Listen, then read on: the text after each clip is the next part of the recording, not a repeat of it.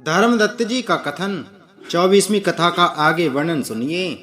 तीर्थ में दान और व्रत आदि सत्कर्म करने से मनुष्य के पाप नष्ट हो जाते हैं, परंतु तू तो प्रेत के शरीर में है, अतः उन कर्मों को करने की अधिकारिणी नहीं है।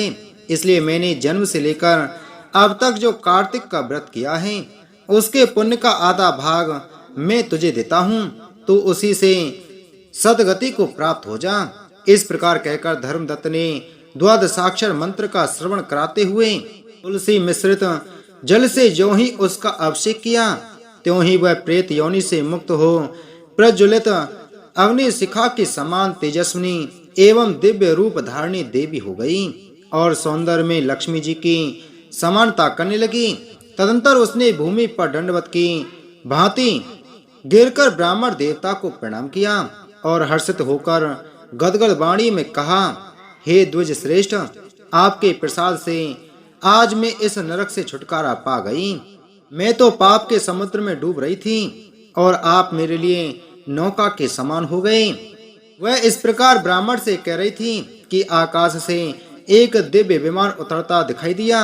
वह अत्यंत प्रकाशमान एवं विष्णु रूपधारी पार्षदों से युक्त था। विमान के द्वार पर खड़े हुए पुण्यशील और सुशील ने उस देवी को उठाकर श्रेष्ठ विमान पर चढ़ा लिया। तब धर्मदत्त ने बड़े आश्चर्य के साथ उस विमान को देखा और विष्णु रूपधारी पार्षदों को देखकर साष्टांग प्रणाम किया। पुण्यशील और सुशील ने प्रणाम करने वाले ब्राह्मण को उठाया और उसकी सराहना करते हुए कहा, हे द्विज श्रेष्ठ, तुम्हें साधुवाद है, क्योंकि तुम सदैव भगवान विष्णु के भजन में तत्पर रहते हो, दीनों पर दया करते हो, सर्वज्ञ हो तथा भगवान विष्णु के व्रत का पालन करते हो। तुमने बचपन से लेकर अब तक जो कार्तिक व्रत का अनुष्ठान किया है, उसके आधे भाग का दान देने से तुम्हें दूना पुण्य प्राप्त हुआ है और सैकड़ों जन्मों के पाप नष्ट हो गए हैं। अब यह बैकुंठ धाम में ले जाई जा रही है। तुम भी इस जन्म के अंत में अपनी दोनों स्त्रियों के साथ भगवान विष्णु के बैकुंठ धाम में जाओगे और मुक्ति प्राप्त करोगे। धर्मदत्त, जिन्होंने तुम्हारे समान भक्ति पूर्वक भगवान विष्णु की आराधना की है, वे धन्य और कृतकृत्य हैं। इस संसार में उन्हीं का जन्म सफल है। भली भांति आराधना करने पर भगवान विष्णु देहधारी प्राणियों को क्या नहीं देते हैं। उन्होंने ही उत्तानपाद के पुत्र को पूर्व काल में ध्रुव पद पर स्थापित किया था।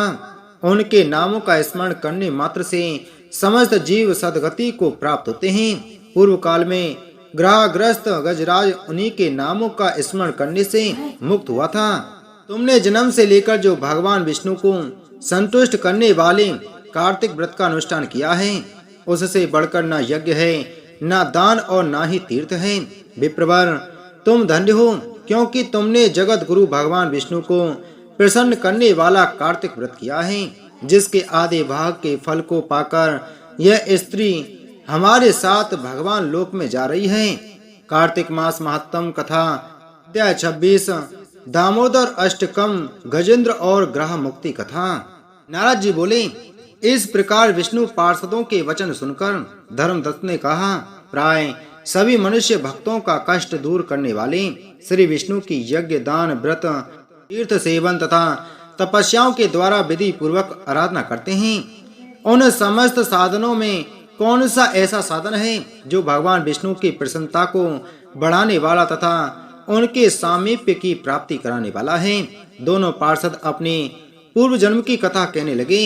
हे द्विज श्रेष्ठ, आपका प्रश्न बड़ा श्रेष्ठ है। आज हम आपको भगवान विष्णु को शीघ्र प्रसन्न करने का उपाय बताते हैं। हम इतिहास सहित प्राचीन वृत्तांत सुनाते हैं, सावधानी पूर्वक सुनो। ब्राह्मण, पहले कांचीपुरी में चोल नामक एक चक्रवर्ती राजा हो गए हैं। उन्हीं के नाम पर उनके अधीन रहने वाले सभी देश चोल नाम से विख्यात हुए। राजा चोल जब इस भूमंडल का शासन करते थे, उस समय उनके राज में कोई भी मनुष्य दरिद्र, दुखी, पाप में मन लगाने वाला अथवा रोगी नहीं था। एक समय की बात है, राजा चोल अनंत शयन नामक तीर्थ में गए, जहाँ जगदीश्वर भगवान विष्णु ने योग निद्रा का आश्रय लेकर शयन किया था। वहाँ भगवान विष्णु के दिव्य विग्रह की राजा ने विधि पूर्वक पूजा की। दिव्य मणि, मुक्ता फल तथा स्वर्ण के बने हुए सुंदर पुष्पों से पूजन करके साष्टांग प्रणाम किया। प्रणाम करके जो ही बैठे उसी समय उनकी दृष्टि भगवान के पास आते हुए एक ब्राह्मण पर पड़ी जो उन्हीं की कांची नगरी के निवासी थे। उनका नाम विष्णुदास था। उन्होंने भगवान की पूजा के लिए अपने हाथ में तुलसी दल और जल ले रखा था। निकट आने पर उन ब्राह्मण ने विष्णु सूक्त का पाठ करते हुए देवादिदेव भगवान को स्नान कराया और तुलसी की मंजरी तथा पत्तों से उनकी विधिवत पूजा की। राजा चोल ने जो पहले रत्नों से भगवान की पूजा की थी वह सब तुलसी पूजा से ढक गई। यह देखकर राजा कुपित होकर बोले, विष्णुदास, मैंने मणियों तथा स्वर्ण से भगवान की जो पूजा की थी वह कितनी शोभा पा रही थी। तुमने तुलसी दल चढ़ाकर उसे ढक दिया। बताओ ऐसा क्यों किया? मुझे तो ऐसा जान पड़ता है कि तुम दरिद्र और गंवार हो, भगवान विष्णु की भक्ति को बिल्कुल नहीं जानते। राजा की यह बात सुनकर द्विज श्रेष्ठ विष्णुदास ने कहा, राजन, आपको भक्ति का कुछ भी पता नहीं है। केवल राजलक्ष्मी के कारण आप घमंड कर रहे हैं। बतलाइए तो आज से पहले आपने कितने वैष्णव व्रतों का पालन किया है?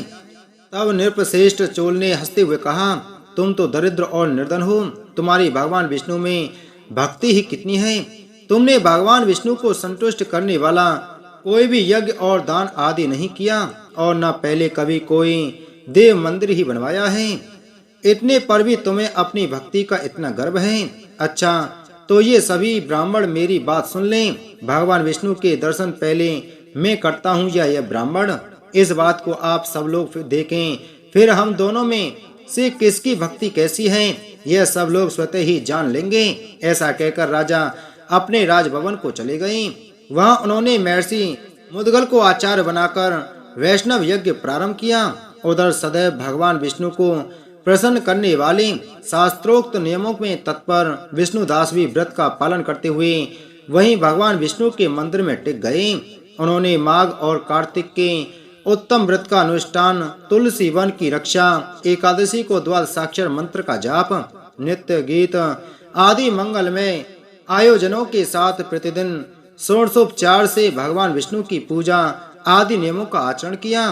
वे प्रतिदिन चलते फिरते और सोते हर समय भगवान विष्णु का स्मरण किया करते थे। उनकी दृष्टि सर्वत्र सम हो गई थी। वे सब प्राणियों के भीतर एकमात्र भगवान विष्णु को ही स्थित देखते थे। इस प्रकार राजा चोल और विष्णुदास दोनों ही भगवान लक्ष्मीपति की आराधना में संलग्न थे। दोनों ही अपने अपने व्रत में स्थित रहते थे और दोनों की ही संपूर्ण इंद्रियां तथा समस्त कर्म भगवान विष्णु को समर्पित हो चुके थे। इस अवस्था में उन दोनों ने दीर्घ काल व्यतीत किया। कार्तिक मास महात्म 26वां अध्याय संपूर्ण। बोलो विष्णु भगवान की जय हो।